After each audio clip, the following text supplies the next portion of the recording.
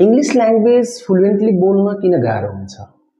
यो समस्या एकजनाको मात्र होइन, धेरैजना त्यस्तो तपाईँ हामी जस्तो नन नेटिभ स्पिकर्सहरू जो हुन्छ, जस्तै हामी इंग्लिश बोल्ने देशभन्दा बाहिर बसिरहेछौँ उहाँहरूलाई हुन्छ। जस्तै हामी नेपालमा बस्नेहरूलाई त्यो जति ट्राई गरे पनि इंग्लिश फ्लुएन्टली धेरैले बोल्न सकिरहेको हुँदैन। त्यसको बारेमा थोरै कुरा गर्छु है। सबभन्दा पहिलो कुरा त के हुन्छ नि, हाम्रो जुन थट प्रोसेस छ त्यसले चाहिँ हामीले बोल्न दिएको हुँदैन है। किनभने बुझ्नुपर्ने कुरा के छ कि जुन पनि कुरा हामी बोल्दै छौं त्यो हामीले जोडले कराएर मात्रै आएको होइन।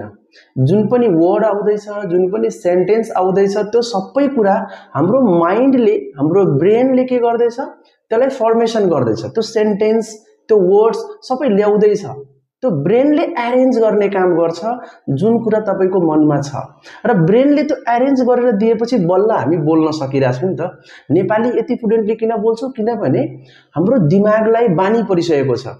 हाम्रो मनमा जे कुरा आयो त्यसलाई ठ्याक्कै त्यो तरिकाको सेन्टेन्सले बनाइदिन्छ अनि हामी फ्याक्ट बोल्न सक्छौं। तर त्यही कुरा इंग्लिशमा किन भइरहेको छैन?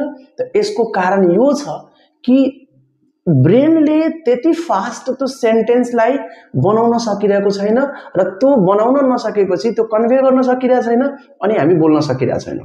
त यसको सोलुसन के छ त? यसको सिम्पल सोलुसन यो छ कि तपाईले यदि राम्ररी बोल्नु छ, फ्लुएन्टली बोल्नु छ भने तपाईले बोल्न स्टार्ट गर्नु पर्यो के। तपाई जति धेरै बोल्नुहुन्छ त्यति फास्ट तपाईको इंग्लिश इम्प्रुभ हुन्छ। सुरुमा बोल्दा तपाईले गल्ती बोल्नुहुन्छ होला, ग्रामेटिकल एरर हुन्छ होला, एप्रोप्रिएट वर्ड्सहरु आउँदैन होला हैन, या धेरै कुरा हुन सक्छ, या हेजिटेसन हुन सक्छ होला, प्रोनाउन्सिएसन नमिल्न सक्छ, डिफरेन्ट इशु आउन सक्छ।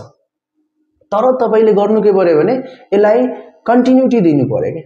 तपाई एकचोटी बोल्न ट्राई गर्न थालेपछि रेगुलर बोल्नुस्, आफै आउँछ। र त्यो बोल्नको लागि जरुरी छैन कि तपाईसँग ग्रुप हुन्छ अनि मात्रै बोल्नुहुन्छ, दुईजना चारजना हुन्छ भने मात्रै बोल्नुहुन्छ। किनभने इन्भाइरोमेन्ट पनि त्यस्तो पाउँदैनौ। साथीसँग बोल्न गयो, लाग्छ ओहो यो त अंग्रेज पो बोल्न थाल्यो, जिस्काइदिन्छ, मजाक उडाइदिन्छ, बोल्न सक्ने माहौल हुँदैन। तपाई फ्यामिली मेम्बर्समा कुरा गर्न खोज्नुहुन्छ, सबैजनालाई आउँदैन या आउनेले तपाईले मजाक बनाइदिन्छ अनि बोल्न सकिरहेको हुँदैन। त्यस्तो केसमा तपाई के गर्न सक्नुहुन्छ? त्यस्तो केसमा सिम्पल कुरा छ। पहिलो कुरा त यो, मुखबाट आवाज निकाल्नै पर्छ नि जरुरी छैन।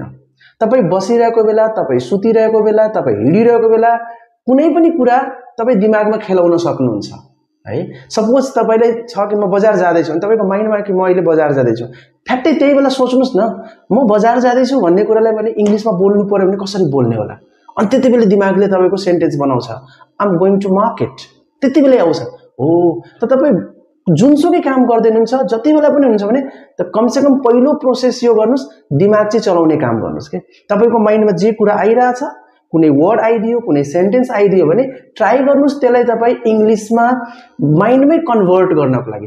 त्यसले के हुन्छ, तपाईको दिमागलाई बानी बस्छ इंग्लिशमा सोच्नको लागि, इंग्लिशमा सेन्टेन्स बनाउनको लागि, इंग्लिश वर्ड्सहरु तपाईलाई याद गराउनको लागि त्यसको बानी बस्छ। र जब दिमागको बानी बस्छ भने यो मुख त के हो, बोलिहाल्छ। ठीक छ, एउटा काम यो गर्न सक्नुहुन्छ। अर्को काम, तपाईसँग टेक्नोलोजी छ, तपाई 21st सेन्चुरीमा हुनुहुन्छ, सबको हातमा अहिले स्मार्टफोन छ, अरु केही गर्नु पर्दैन। मोबाइलको क्यामेरा अन गर्नुस्, भिडियो क्यामेरा अन गर्नुस् र तपाई त्यसमा बोल्नुस्, बोलेको कुरा रेकर्ड गर्नुस्। आफूले रेकर्ड गरेको भिडियो तपाई दुईचोटी तीनचोटी आफै हेर्नुस् र त्यो हेरेपछि तपाईले आफै फिल हुन्छ मेरो के प्रब्लम छ, म ग्रामरमा एरर गर्दै छु कि, भोकाबुलरीमा एरर छ कि, हेजिटेसन छ कि। र जब तपाईले आफ्नो गल्ती रियलाइज हुन्छ, तपाईले करेक्सन गर्ने पनि धेरै मौका पाउँछ के। यो एकदमै इजी कुरा छ। तपाई एभ्री डे बोल्न ट्राई गर्नुस्। इंग्लिश ल्याङ्ग्वेज इम्प्रुभ नहुने त कुरै छैन के, मजाले गर्न सक्नुहुन्छ। र त्यस्तो प्र्याक्टिस गर्नु छ भने तपाई हाम्रो इंग्लिश ल्याङ्ग्वेजको अनलाइन क्लास पनि जोइन गर्न सक्नुहुन्छ, जुन स्क्रिनमा दिएको नम्बरमा सम्पर्क गरेपछि पाउँछ है। भिडियोलाई शेयर गर्नुस्, साथै टिकटकमा, फेसबुकमा हेर्दै हुनुहुन्छ भने फलो गर्नुस् र युट्युबमा हेर्दै हुनुहुन्छ भने सब्स्क्राइब गरिदिनु ल। फेरि यस्तो सजेसन वाला भिडियोहरु लिएर आउँछु। Thank you very much.